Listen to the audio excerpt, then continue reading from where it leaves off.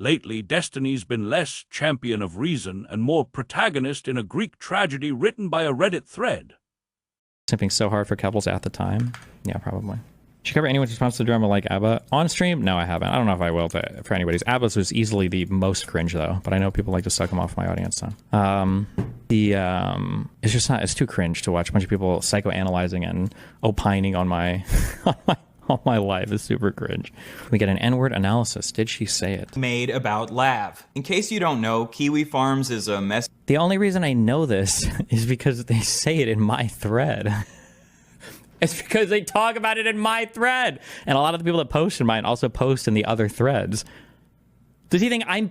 What is he implying here? That I'm the one that made the thread on Lav?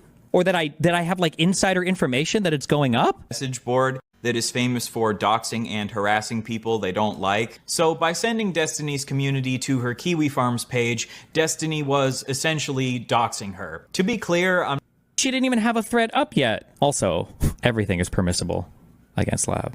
I don't remember if I did do that, but if I did, I'd defend it.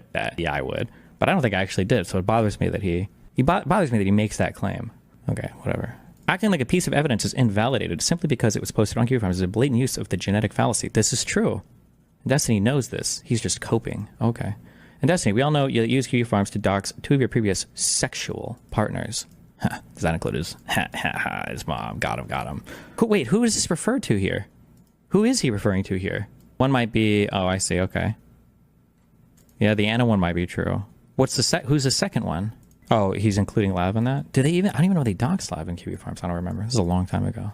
You don't get to weaponize Kiwi Farms against women in your life. Why just women? Jesus. In your life for years. What about Max? Does he count? Then turn around and cry like a bitch because people use some evidence against you that was shared on there. It's actually hilarious how much you've turned out to be a worse version of Keffels, LOL. Damn. Does he not like Keffels now? I forget if she's like in or out with that crowd. It feels like she comes and goes like a boomerang. One more thing. Destiny was totally happy being close friends with Turkey Tom. Very close friends. Up until recently. Even though Turkey Tom obviously uses Kiwi Farms to collect evidence for his videos. God, this angle of attack from Destiny is so clearly stupid.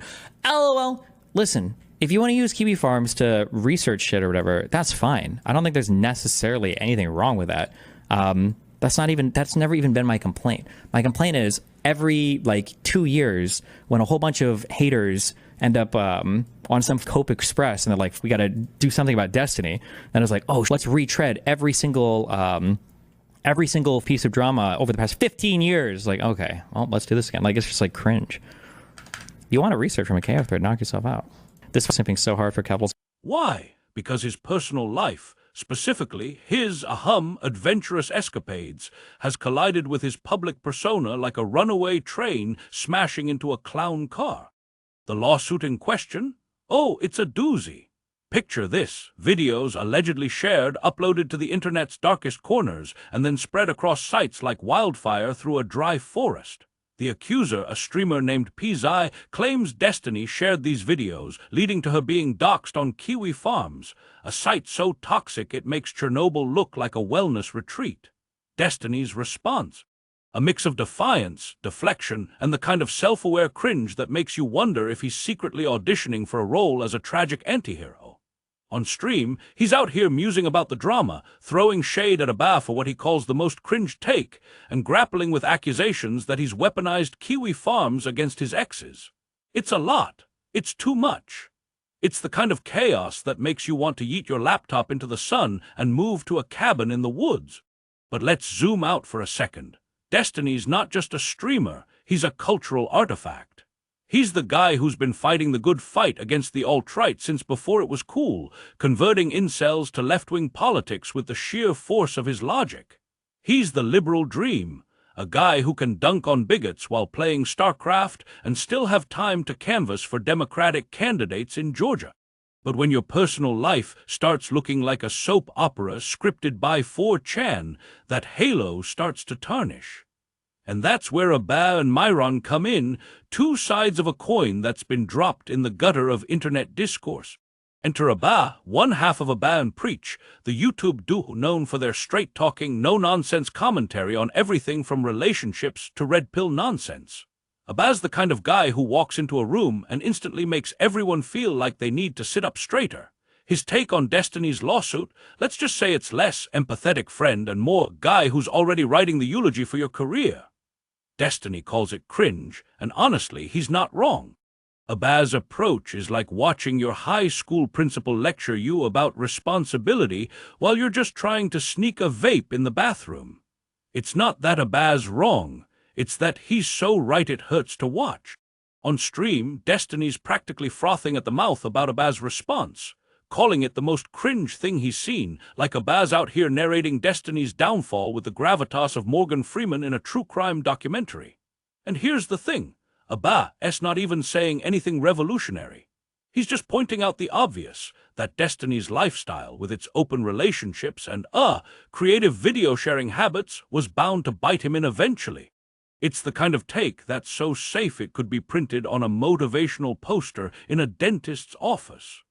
Live by the sword, die by the sword, Abaz seems to say, and Destiny's out here acting like Abaz just burned his house down.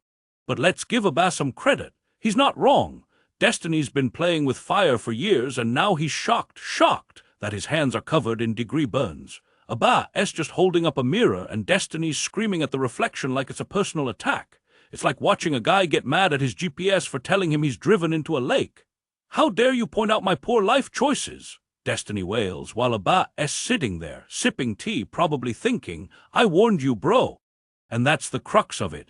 Abaz's take is cringe because it's so painfully obvious, like a parent telling you to wear a jacket because it's cold outside.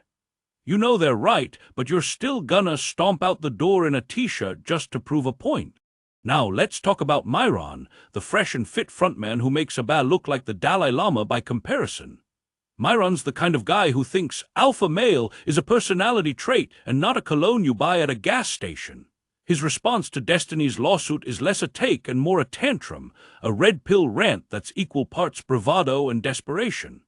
While Abaz out here playing chess, Myron's playing checkers with half the pieces missing. Destiny doesn't even bother calling Myron's take cringe. It's more like he's just embarrassed for him, like you would be for a drunk uncle at a wedding who starts yelling about the good old days. Myron's whole shtick is built on this idea that he's cracked the code to masculinity, that he's the philosopher king of the manosphere, doling out wisdom to incels like he's Socrates with a protein shake. But when it comes to Destiny's drama, Myron's not exactly bringing nuance to the table. His take boils down to, Destiny's a degenerate, and I told you so. But Myron is very loyal to his friends, and he considers Destiny to be one, so he will always have Destiny back no matter what, despite his disdain for Destiny lifestyle. The irony, Myron's own track record is shakier than a Jenga tower in an earthquake. This is the guy who's been accused of everything from scamming women to threatening lawsuits over YouTube drama. He's not exactly standing on a moral high ground. He's more like perched on a soapbox made of discarded Red Bull cans. Destiny knows this, and you can hear it in his stream. The way he dismisses Myron's take with the kind of exhausted sigh you give when your dog chews up your favorite shoes for the third time. Myron's not a threat. He's a sideshow. A carnival barker shouting into the void while Destiny's dealing with real stakes, like lawsuits, doxing, and the kind of public scrutiny that would make anyone question their life choices. And then there's Kiwi Farms, the digital boogeyman that looms over this whole saga like a storm cloud made of spite. For those who don't know, Kiwi Farms is the internet's equivalent of a serial killer's scrapbook, a forum where anonymous weirdos obsess over lolcows, people they deem worthy of mockery and harassment. It's a place where doxing is a pastime and empathy goes to die. Destiny's accused of pointing his audience toward Pizai's Kiwi Farms thread, essentially tossing her to the wolves in a move so reckless it's like handing a toddler a flamethrower and saying, "Have fun!" Destiny's defense. A shrug, a mumble about not remembering, and a half-hearted justification that sounds like he's trying to convince himself more than anyone else. This is where things get murky. Destiny's not some mustache-twirling villain cackling as he doxes his exes, but he's not exactly Mother Teresa either. The accusation that he's used Kiwi Farms to target people isn't new, and it's not baseless. The site's a weapon, a digital guillotine that drops on anyone unlucky enough to catch its attention. And Destiny, for all his smarts, seems to have a blind spot when it comes to the collateral damage of his action. On stream, he's grappling with this, trying to thread the needle between "I didn't do it," and "if I did, it's not that bad." It's like watching a tightrope walker who's just realized the rope's on fire. First off, let's talk about Destiny as a symbol. He's the liberal ideal gone rogue, a guy who started out fighting the good fight, debating bigots, canvassing for progressives, preaching the gospel of empirical data, and ended up mired in a swamp of his own making. It's like he built a cathedral of reason and then accidentally set it on fire while trying to light a candle. His lawsuit controversy isn't just about videos or consent. It's about what happens when your public persona and your private life collide like two tectonic plates, creating an earthquake that shakes your entire brand. Destiny's not a monster, but he's not a saint either. He's human, messy, and flawed, and the internet's not exactly known for its forgiveness. Abba, meanwhile, represents the voice of the everyman, the guy who sees the train wreck coming and yells, "Get off the tracks!" His take is cringe because it's so painfully sensible, like a dad telling you to save your allowance instead of blowing it on Pokémon cards. But there's something admirable about Abba's restraint, his refusal to dive headfirst into the drama like Myron, who's out here splashing around in the mud like it's a kiddie pool. Abba's not perfect. His sanctimonious streak can make your teeth ache, but he's trying to rise above the fray, to be the adult in a room full of screaming children.